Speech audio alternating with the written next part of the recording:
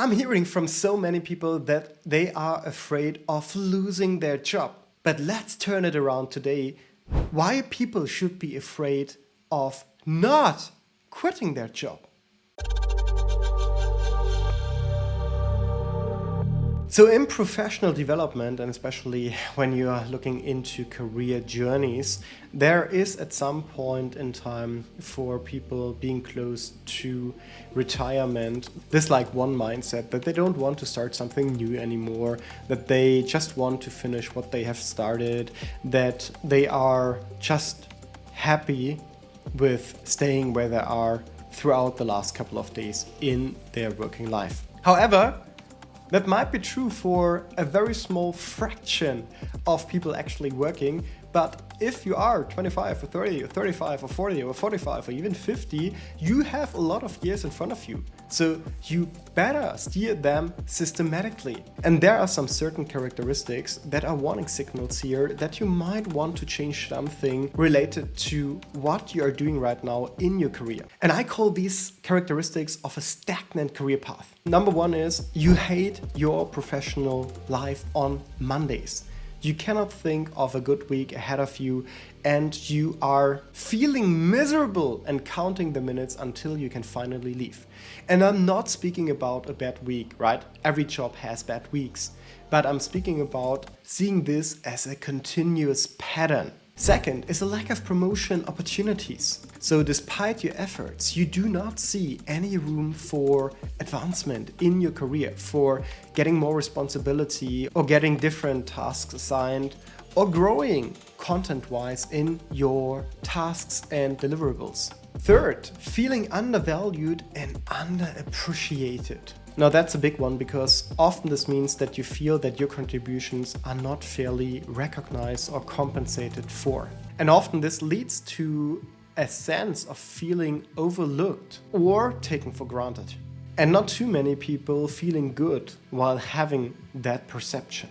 Fourth, stagnant learning and skill development. So here you are essentially not adding anything to your skill set. And there is just no challenge anymore, nothing new, nothing that you could learn, nothing that is a change to your routines and the day-to-day work that you have now done since years. Fifth, you have reached a ceiling in terms of financial compensation.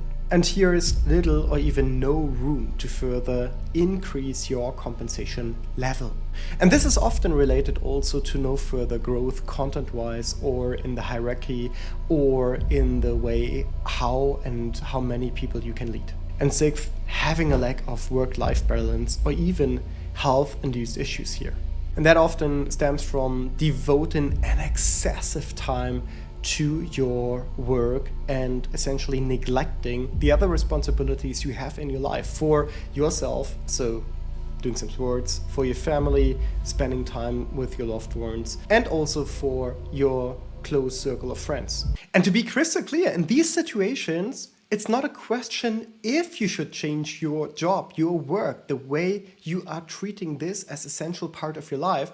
It's a question when you should change it. And usually the answer is as soon as possible, because if you're not happy with this, what are you waiting for? Because staying in that job might damage you in a variety of different ways. So for example, you might have adverse effects on your mental health and well-being. So remaining in what I call a stagnant career path might lead to burnout, depression, exhaustion.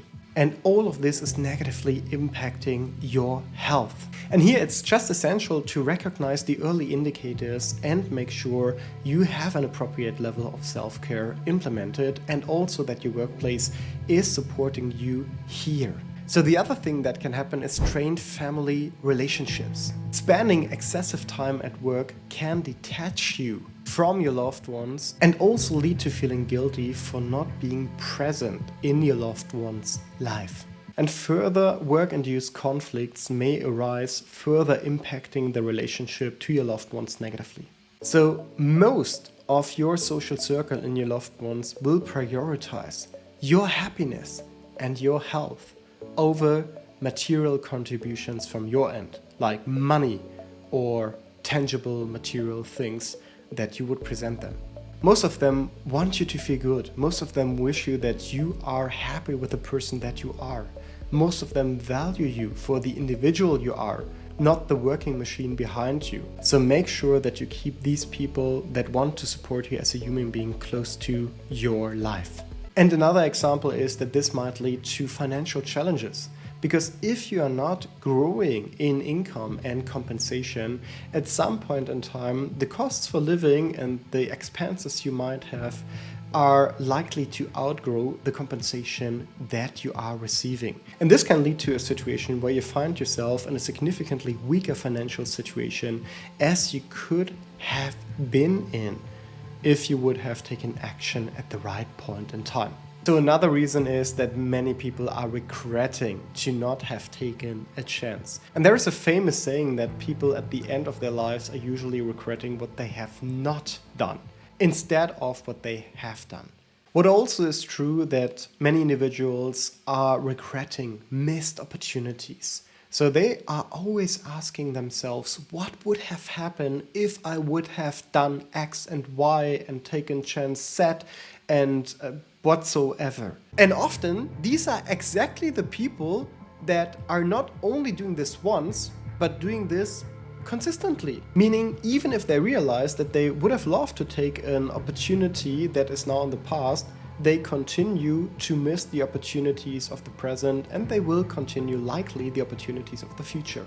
If they don't find to a mindset where they are embracing opportunities and don't see change as something they would need to be afraid of. Yes, don't see change as something you would need to be afraid of, because everything is changing every single day.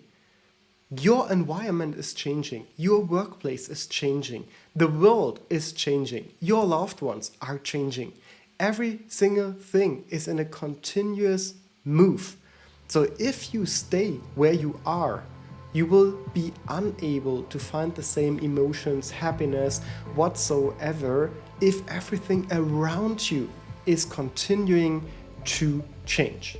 So rather embrace a mindset of changing is good, because it will help you to continuously adapt to the changed circumstances in your life.